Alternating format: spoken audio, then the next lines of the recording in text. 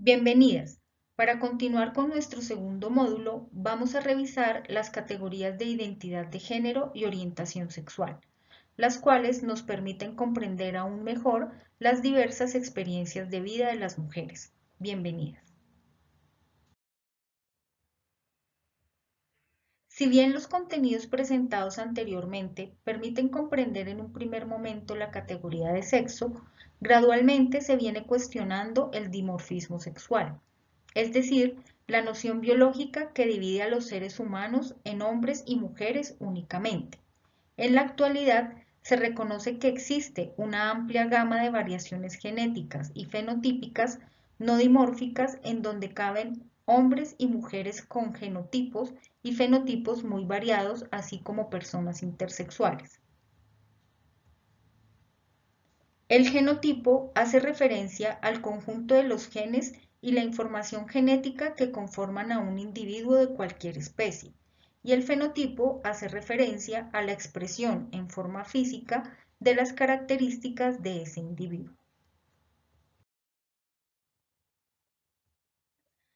Algunos estudios sugieren que no existe una feminización o masculinización severa y que el ser humano tiende a una unificación de los caracteres sexuales, es decir, en nuestra especie existen hombres más o menos masculinizados y mujeres más o menos feminizadas. Son los estándares culturales y cánones de belleza los que nos llevan a una cultura de diferenciación sexual.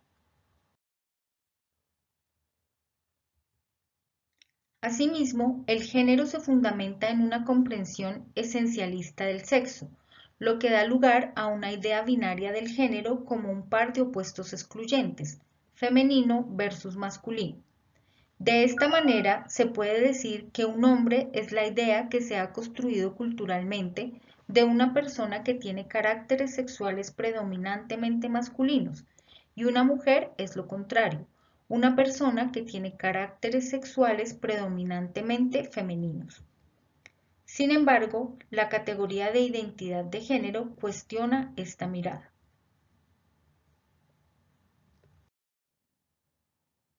Según los principios de Yogyakarta, la identidad de género se refiere a la vivencia interna individual del género tal como cada persona la siente profundamente. Esta podría corresponder o no con el sexo asignado al momento del nacimiento, incluyendo la vivencia personal del cuerpo, que podría involucrar la modificación de la apariencia o la función corporal a través de medios médicos, quirúrgicos o de otra índole, siempre que la misma sea libremente escogida, u otras expresiones de género como la vestimenta, el modo de hablar y los modales. De acuerdo con la política pública para la garantía plena de derechos de las personas lesbianas, gays, bisexuales, transgeneristas e intersexuales y sobre identidades de género y orientaciones sexuales en el Distrito Capital, las identidades de género, como todas las identidades, se configuran en un proceso de heterodesignación generalmente violento y de autonombramiento generalmente asociado con la construcción del sujeto político y social. Es decir, las identidades pueden ser impuestas desde afuera o construidas desde el individuo. Por esto, resulta difícil definir las formas de nombramiento que aluden a las identidades de género.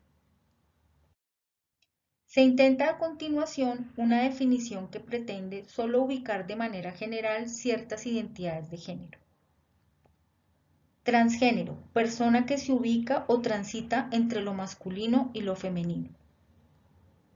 Transformista, persona que asume de forma esporádica y en situaciones específicas vestimentas, ademanes y roles tanto masculinos como femeninos.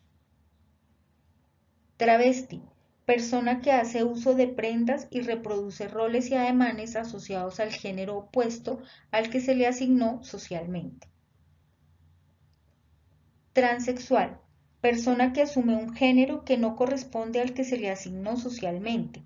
No hay apropiación de la genitalidad o sexo asignado al nacer y generalmente puede devenir en procesos de reasignación sexual parciales o totales.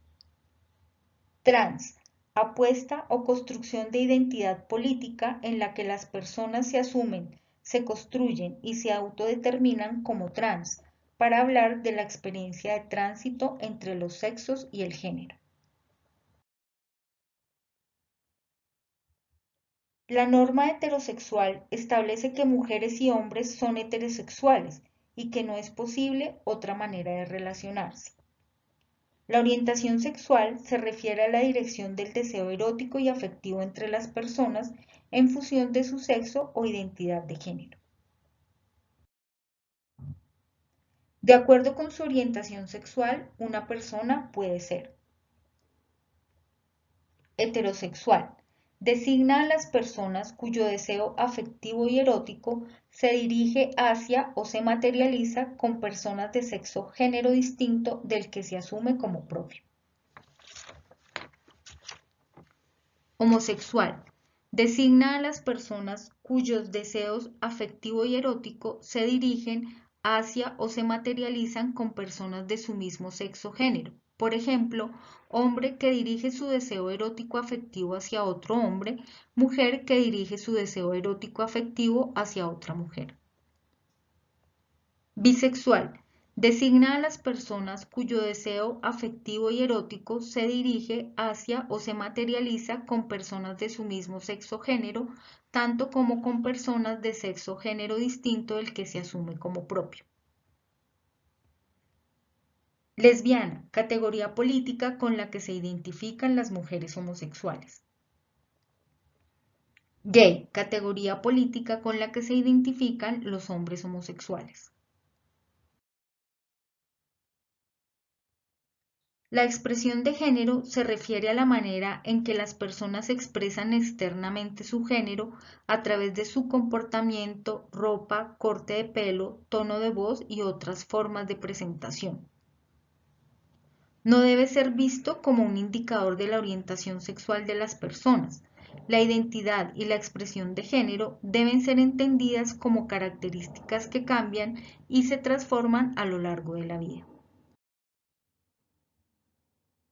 La política pública de mujeres y equidad de género reconoce como uno de los derechos sexuales el derecho a expresar la orientación sexual o identidad de género. Reconoce la libertad que tienen las personas para sentir atracción por personas de su mismo sexo, del otro sexo o personas intersexuales. También reconoce la autodefinición que una persona hace de sí misma como hombre, como mujer o de la forma como se autorreconoce independientemente del sexo biológico y de los binarios impuestos. El enfoque de género constituye un presupuesto técnico, político, analítico y orientador de la política pública de mujeres y equidad de género. Permite analizar cómo el sistema sexo-género se ha traducido en impactos diferenciales entre ambos sexos mediante roles y conductas que dan lugar a la asignación desigual de los recursos, las oportunidades y el poder, tanto en el ámbito de lo público como de lo privado. Permite identificar las situaciones de desventaja que enfrentan las mujeres para acceder al control de bienes y recursos, a la vez que para participar en la toma de decisiones.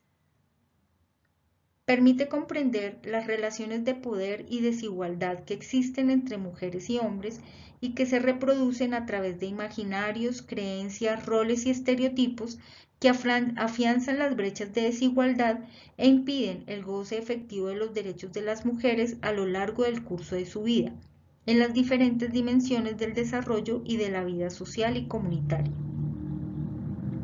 Su fin es promover la igualdad de género y el goce efectivo de los derechos humanos de las mujeres. Esperamos que con esta presentación hayamos contribuido a la comprensión de las categorías asociadas al enfoque de género. Las invitamos a revisar los materiales de lectura obligatoria, así como los publicados en la caja de herramientas.